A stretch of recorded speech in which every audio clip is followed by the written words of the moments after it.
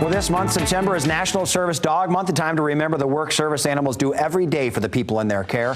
Here to share some of the basic legal rules regarding service animals, attorney Tom Sinas of Sinas Dramis Law Firm. And Tom, first and foremost, let's talk about a service dog and maybe how they're treated differently than other pets out there.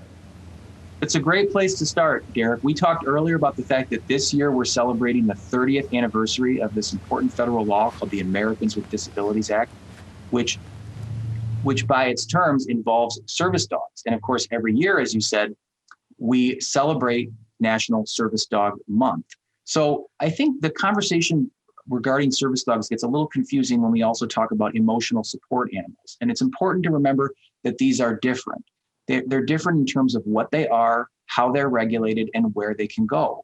So service dogs are animals that are individually trained to perform a specific task to help a person with a disability. Emotional support animals, on the other hand, are not necessarily specifically trained towards a specific disability. In terms of how they're regulated, the legal rules, well, it comes back to the Americans with Disabilities Act. That act has special protections for people who need service dogs because of their disability. The same is not true for emotional support animals. So that then affects the third thing. Where can these animals go?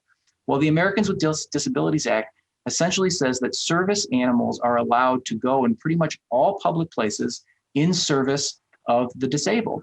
The same is not true for emotional support animals. While they may be able to go on places like airplanes, they aren't able under the law necessarily to access all the public places that you would see associated with a service animal. All right, Tom, let's talk about maybe what service dog owners need to be aware of in terms of personal liability. Well, this is something you never really want to talk about. You certainly never want to have to see. But regardless of whether it's a service dog or emotional support animal or just your average dog like I have, every dog owner has to remember that we have in Michigan what's called strict liability. That means the owner of a dog is liable if the dog bites someone else. It doesn't matter whether the owner knew or didn't know that that was going to happen.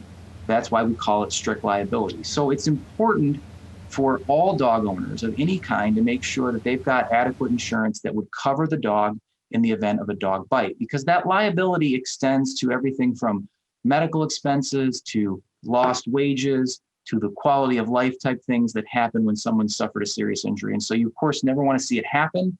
And if it does happen, heaven forbid, you want to make sure there's some form of insurance. People track you down, Tom, if they need more information on this. Sure. They can find us online at www.sinusdramis.com. They can shoot us an email at info@sinusdramis.com, or they can give us a call in West Michigan, 616-301-3333. All right, Tom. Thanks, Tom. Thanks, Derek.